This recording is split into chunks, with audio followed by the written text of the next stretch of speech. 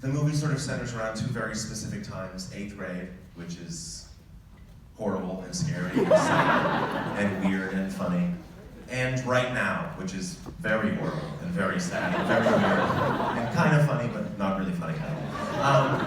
So yeah, I mean, I hope you guys dig it. We worked very hard on it. We finished this film on Monday, so it's very weird. It's sort of bonkers. But looking around, I'm seeing some young people, which is really cool. We even had a lot of, is anyone in 8th grade? Really? For real? Oh, that's incredible. You're here with your parents, this will be weird. Enjoy the film, guys. Thank you for being here so much. This is 8th grade. Thank you. Yeah. Very good. Before I take questions, let's bring out, it's a little past your bedtime, but the whole reason I'm here, Kayla, Elsie Fisher.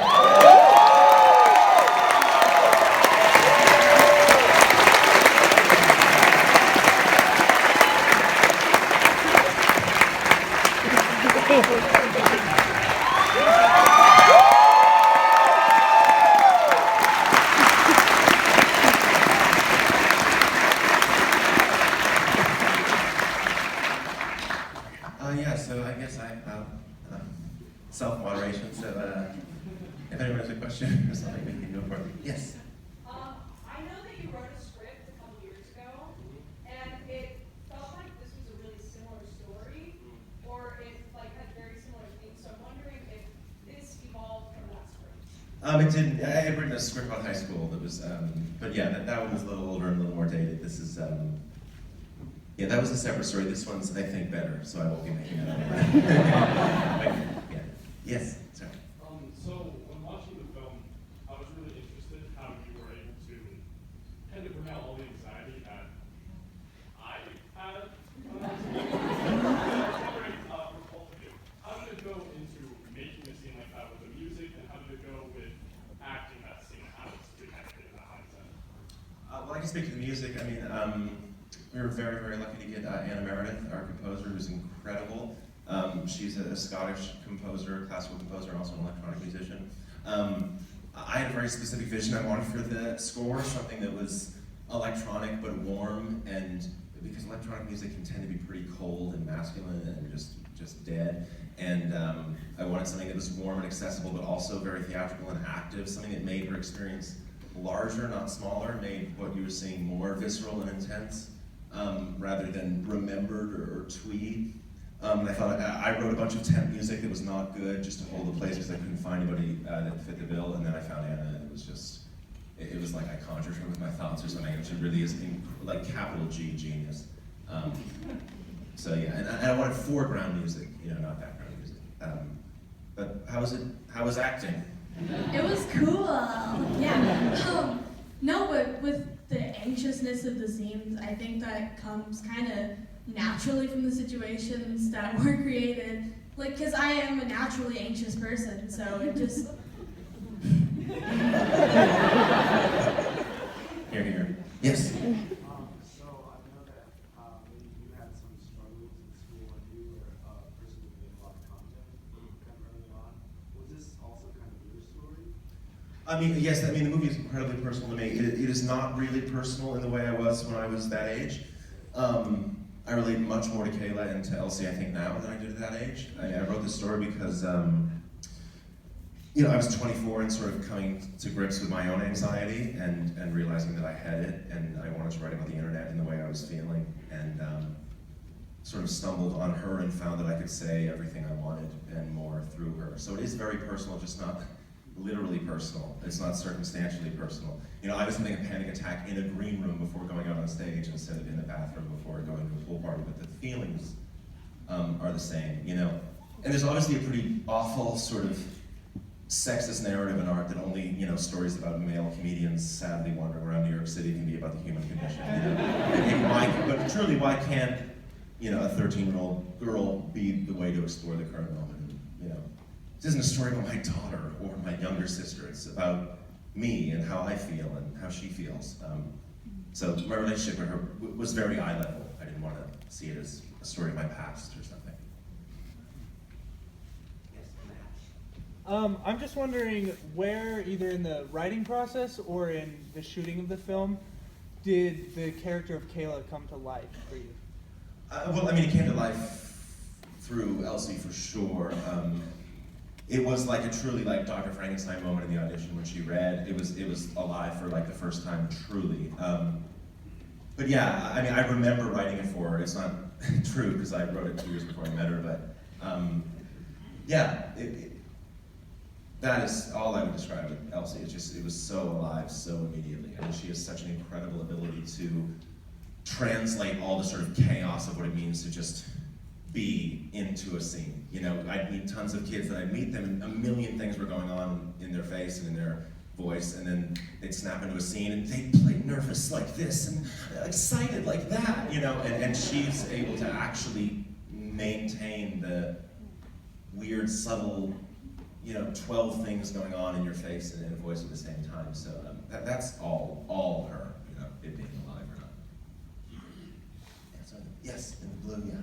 How much of, especially the video log, was like scripted, or did you just give her guidance? Because I think all of the and the us and especially like that with the way my daughter talks. And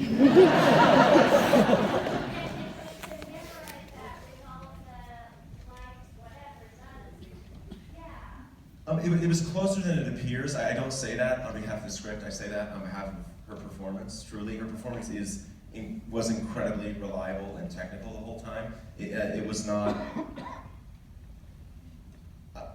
The impetus for the script was watching hundreds of those videos online and just trying to transcribe word for word actually the likes and ums to see if I could just capture like that weird staccato way that they speak on stage. So the script is written. So the cool thing about being confident is like, well, yeah, well, kind of, okay, so like the thing is, it is written like that. It wasn't that she had to regimentally do all of that, but it was not improvised. It wasn't like, okay, just be yourself and we'll capture you. You know, she is absolutely giving a performance, but at the same time, I told her always, if you mess up a line, if you stumble, that's perfect. I mean, I didn't say a complete sentence until I was 24. It's not, truly, like, this is about someone failing to articulate themselves. She wants so badly to sound like the girls in teen movies that have beautiful voiceovers, those like, young poet laureates that are always protagonists, She wants to sound like a person in a movie, and she can't. But it is, to her credit, it is a technical performance. It really, really is, and it was reliable, and it was take after take, really. Yeah, just fine, yeah. I was curious why you chose to pick a dad-only family if there was no mom involved in the story. Yeah, the choice is definitely not conscious. It just sort of works out. It's not like, I try not to put too much thought into that or question it. I mean, now that I look back on it, I could guess why it worked out like that. I don't want to give this too much credit, but something that occurred to me is maybe Kayla in some way was lacking an older female voice when being written, so it made sense that I at once felt like Kayla, this anxious kid with no control, and also felt like this idiot man that has no idea really what she's going through. So I'm sort of stuck between them, and I think Dad maybe allowed me to voice that disconnect. But that makes it a little too personal. That isn't. It just felt right and made sense. But that's one answer because I've thought about that question as well. Yes. All right, I just want to say I love the subtle humor you guys throughout, like the LeBron James, the dad, all that stuff. And my question is kind of, was all that scripted beforehand, or were you on set with people kind of spitball ideas? Yeah, I mean, it was. Yeah, there was a certain amount from the kids, When we scouted the high school, we went to scout our first high school, and we were 2 minutes into the high school, and I heard, "Hey, Bo Burnham, I'm funny too, you piece of shit." Oh, we are in high school. This stuff was just kind of happening. Like, in a scene, a kid was yelling out like "chicken parm," and I was like, "What?" I'm like, "You're not getting paid. It's an extra. You're still an extra. You're not a speaking role, but keep doing it." So yeah, there was some of that. I mean, like Gucci is just something she says. I have no idea what it means. So we put that in. So. I don't either, so. Yeah. Good. Yeah. Yes. So you've spoken a lot about social media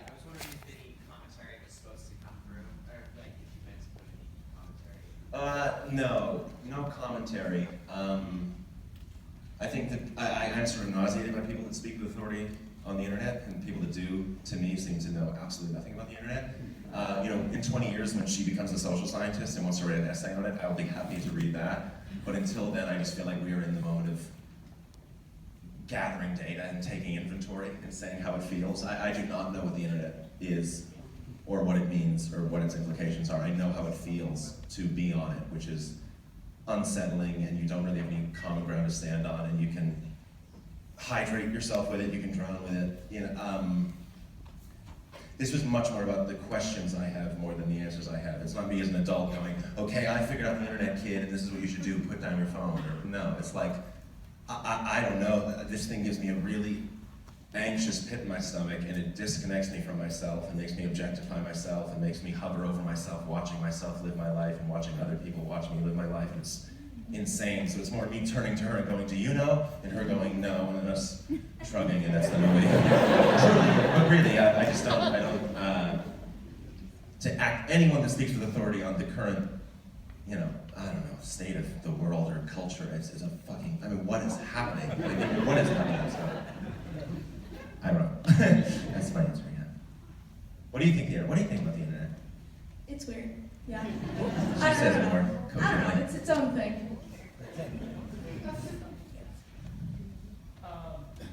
I'd be curious to ask you, taking on this movie, acting this role, does that affect, or did it affect the way you view your own teenage experience?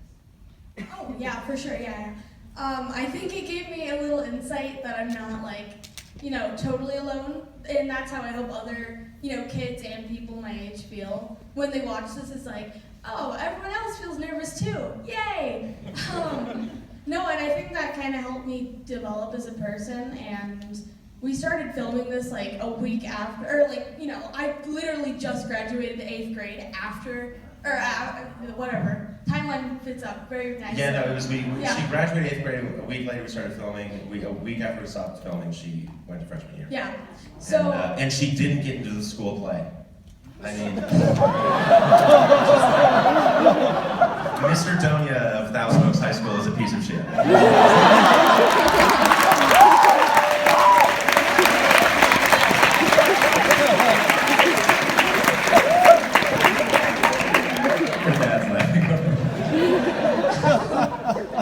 Yeah, to answer your question, yeah, it really did affect how I developed. And 13 to 14 is a really weird year for a person, especially 8th grade.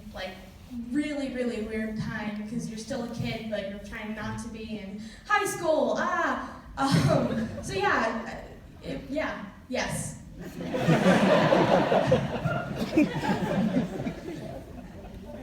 Yellow shirt.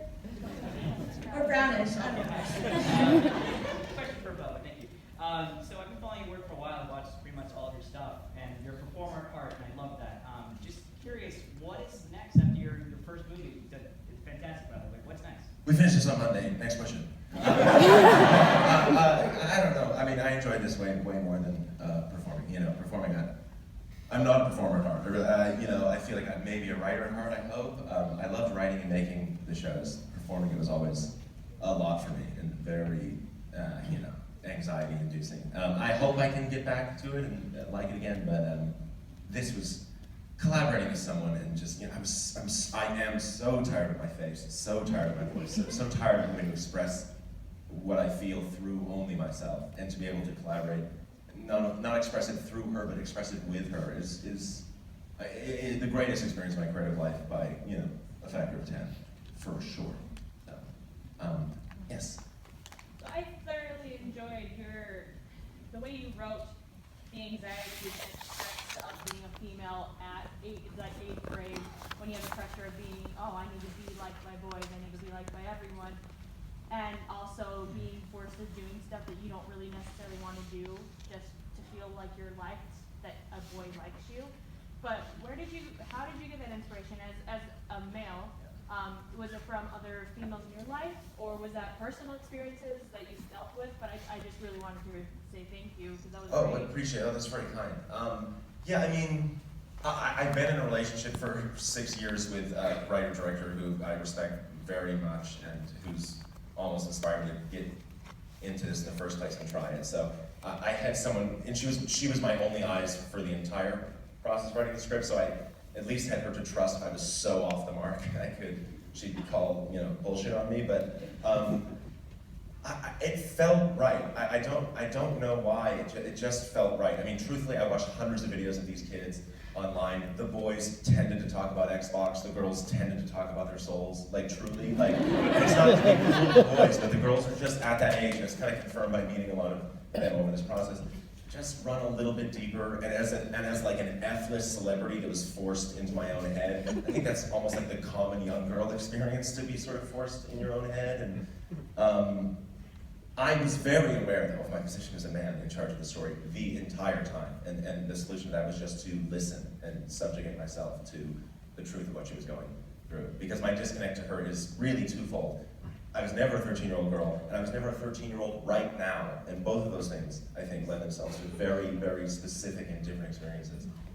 So I really tried to approach it just humbly and listen, and knew that I wasn't writing a book, I was making a movie, and I would have someone to provide the actual truth of it. And I told her every day, you know this, you know the truth of this thing. If this isn't sounding right, it's the script's fault. You tell me what the truth is. But yeah, I don't know why it was I did comedy that was very personal about myself, that I thought was only going to be relatable to 26-year-old comedians and male comedians, and a lot of 13-year-old girls really understood what I was going through, deeply personally, more than anybody. They actually understood it. They got it more than people my own age. So if there was a bridge between us that I had to walk over to write this, it was built to me from them, from people like Kayla. So I felt understood by someone like Kayla before I presumed to understand someone like Kayla. If that's 8 enough answers for you.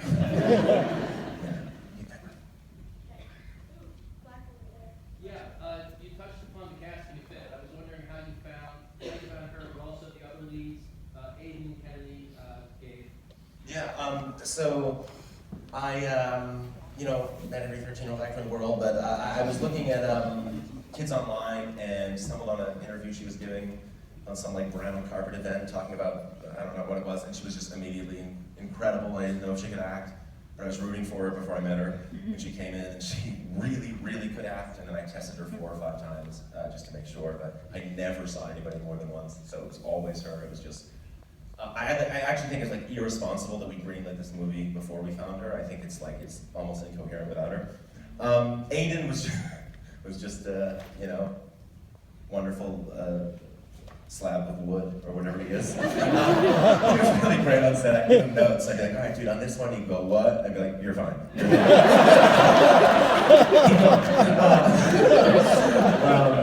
And Gabe is like a little genius that I'm convinced I'm gonna find on 5th Avenue smoking a cigarette and be like, oh, you were tricking me the whole time. You're method, and not like that, actually. And then other kids were kids that went to that school and filled in a lot of the day there. The kids at the pool party, one of the girls there, Brooke, that's her house, and so a lot of those are her friends that actually have pool parties there. And that was a lot of the cast. The band teacher, that is the real band teacher with his real rat tail. We were doing a tour of the school, and there wasn't a band scene. I walked into the room, and he was like, let me show you the tubas. And he turned around, and I was like, we're adding a scene. I think I know how to cover it. But yeah, we just wanted to be, kids of that age, culled from the area, comfortable in those environments. And they were incredible across the board, no incidents, ever. No one froze, no one cried, no one fought. 2 high school extras were caught making out, but that was, yeah. And yes? You said you wrote it 2 years ago, so I was wondering if, when you were doing your research, if there was anything that surprised you. A lot of it was your perspective, and a lot of us have experienced the same thing. Is there anything that you found interesting dealing with 8th graders right now that you didn't expect to find? Yeah, it was all of it. It was how deep of questions they were asking themselves all the time in watching these. Okay. I think I know your question. Not to get into stupid heady stuff. Like the school shooter drill is a thing that happens. Like really happens. Like guys with like true violent look, like, and they put fake blood on the kids, which is like, how is that necessary? Of course they're just gonna like screw around and laugh at each other and like, so that stuff for real. I mean, like, you know, it's all pretty wild. It's crazy that it's. I don't know what the rating's going to be, but it's just like a little sad that if you depict a 13-year-old's life as they see it, they can't get in to see it. Any 8th graders still here? You're the best kid. All right. A couple more? Two more questions, great. Yes? I actually have a question for you because you're not actually getting any talking time. Sorry, Bill. But how was this experience for you, like being just out of 8th grade and then also like seeing yourself on the screen afterward? It was really weird, to say the least, I think. And it was like weirdly nostalgic, like aside from filming, just kind of reliving 8th grade again for the 3rd time.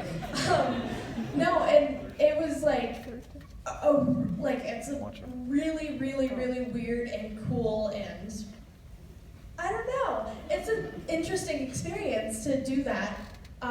Friday, right? She watched it the first time on Friday. Yeah, I know. I'm glad I did watch it with an audience and not just alone in a room, like, oh my god, are people gonna like it? No, it was definitely really cool though, I think. It gave me a lot of reflection time, I guess, to kind of like look back on 8th grade, and yeah. I'm 14 now, and I'm a freshman in high school. I'm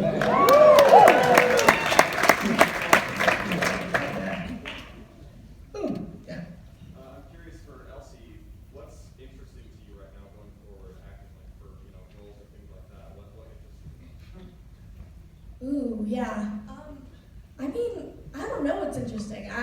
That's so dumb for me to say, I guess, but I'm just kind of floating around right now, just looking at stuff. Like, that's so dumb to say, but it's the truth. I don't know. I mean, it's like, I don't know. And on that note, thank you all for coming.